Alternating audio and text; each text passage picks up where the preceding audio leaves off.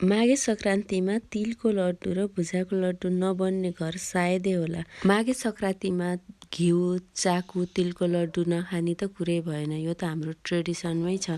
त्यही भएर पनि प्रत्येक वर्ष यो तिल र भुजाको लड्डु चाहिँ हाम्रो घरमा बन्ने नै गरेछ र छोरीहरूलाई पनि एकदमै धेरै मनपर्ने भएर पनि यो चाहिँ मैले प्रायः सधैँ बनाउँदैछु। हजुरहरूलाई मेरो यस च्यानलमा धेरै धेरै स्वागत छ। आज फेरि नयाँ कुकिङ ब्लग लिएर आइसकेको छु। रेसिपी रहेको छ तिल र भुजाको लड्डु।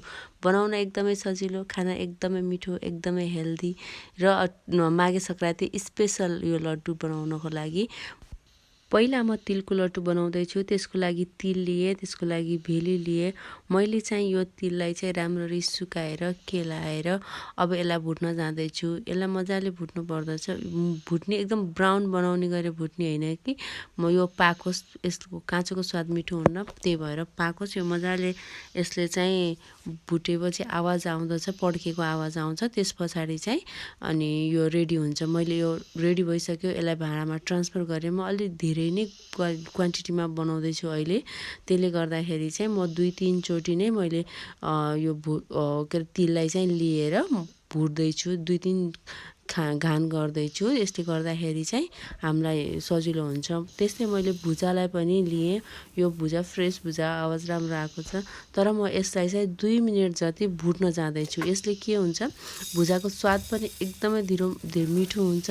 त्यस्तै यो क्रन्चीनेस पनि रहिराख्दछ। त्यही भएर हामीले भुजालाई चाहिँ एकछिनसम्म 2 मिनटसम्म चाहिँ मजाले भुटेर भाँडामा खनाएर त्यसपछि लड्डु बनाउँदा लड्डुको स्वाद एकदमै राम्रो आउँछ। त्यही भएर यो ट्रिक चाहिँ हजुरहरूको लागि भुजालाई पनि 2-3 मिनटसम्म यसलाई चाहिँ मजाले भुट्दाखेरि चाहिँ यसको टेस्ट एकदमै राम्रो भएर आउँछ। अब मैले त्यही भाँडोमा नै भेली लिएको छु। यो 1 किलो भेली हो। मैले चाहिँ यही कराईमा नै भेली लिएँ। यसलाई चाहिँ मैले भाँडोमा हाल्दैछु। सबै भेलीहरूलाई चाहिँ मैले भाँडामा हालेपछि 1 कप, सानो कपको चाहिँ 1 कप पानी हालेर म यसलाई नघुलुन्जेलसम्म मजाले पानीमा पकाउँछु। मैले यो पानीमा किन पकाउनु लागेको भनेदेखि यो भेलीहरू एकदमै फोहोर हुन्छ। अब पानीमा हालेन भनेदेखि पानीले नपग्लेर पातलो नभएसम्म त भेली बाक्लो हुँदै जाँदाखेरि यसमा भएको फोहोरहरूलाई निकाल्न सकिँदैन। त्यही भएर म यसलाई चाहिँ पातलो हुने गरेसम्म पकाएर सबै मेल्ट हुन दिइसकेपछि मैले यसलाई चिया छानीको मद्दतले चाहिँ यो भेली सबै छानेर फेरि पकाउँदछु। यसले गर्दाखेरि भेलीमा रहेको फोहोरहरू चाहिँ सबै हटेर जान्छ र किरकिर पनि लाग्दैन, माटोको स्मेल पनि आउँदैन र खाना एकदमै धेरै टेस्टी हुन्छ। अब लगभग यो भेली पाक्न लागेको छ। अब यसमा मैले 1 चम्चा घिउ हालेँ। एकदमै मिठो बास्ना आउँछ घिउ हाल्दाखेरि। घिउलाई चाहिँ स्किप नगर्नु होला हजुरहरूले पनि। यो भेली रेडी भयो कि भएन भनेर चेक गर्नलाई चाहिँ पानीमा हालेर यसलाई चाहिँ चलाएपछि यो यदि पातलो, यो हेर्नु न पातलो छ, यो राम्ररी डल्ला परेको छैन। यसलाई फेरि मैले एकछिनसम्म पकाएँ। यसको कलर पनि चेन्ज भइसकेको छ। यो ब्राउन कालो कालो हुन लागिसकेको छ। अब यसलाई चेक गर्दाखेरि चाहिँ थाहा हुन्छ। हेर्नुहोस्, यो अब यो डल्ला पर्दछ। यो डल्ला परेपछि चाहिँ यो भेली रेडी भयो।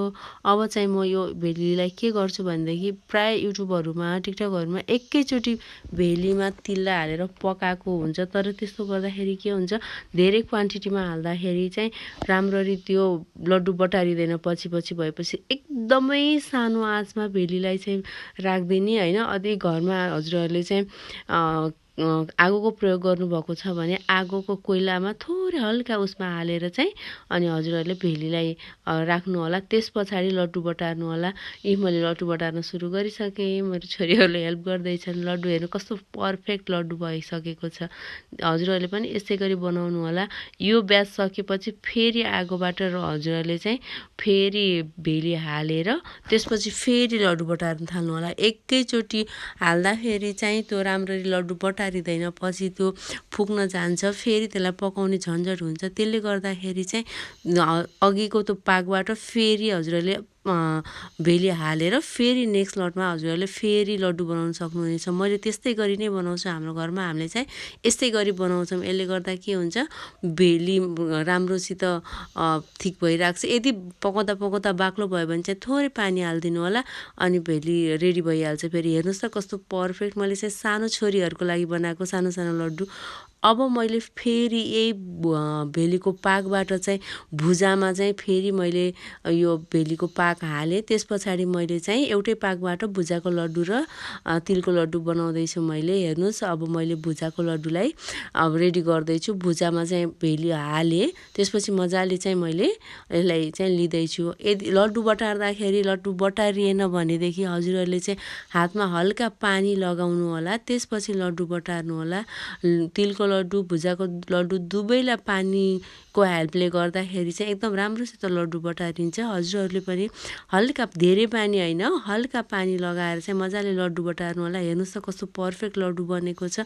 तातो पर मेरो हात पनि पोलिरहेको छ है, तातो तातो नै गराउनु पर्दछ यो, त्यसले गर्दाखेरि राम्ररी लड्डु बटारिन्छ। यसमा चाहिँ हल्का पानी लगाउँदै लड्डु बटार्दै गऱ्यो भने चाहिँ पर्फेक्ट लड्डु बन्छ। मैले चाहिँ एउटै यो भेलीको पाकबाट चाहिँ भुजाको र तिलको लड्डु बनाएको छु। आजको भिडियो हजुरलाई कस्तो लाग्यो? मेरो भुजाको लड्डु र तिलको लड्डु रेडी भइसकेको छ। यदि राम्रो लाग्यो भने कमेन्ट गर्नुहोला। भिडियो हेरिदिनु भयो धेरै धेरै धन्यवाद।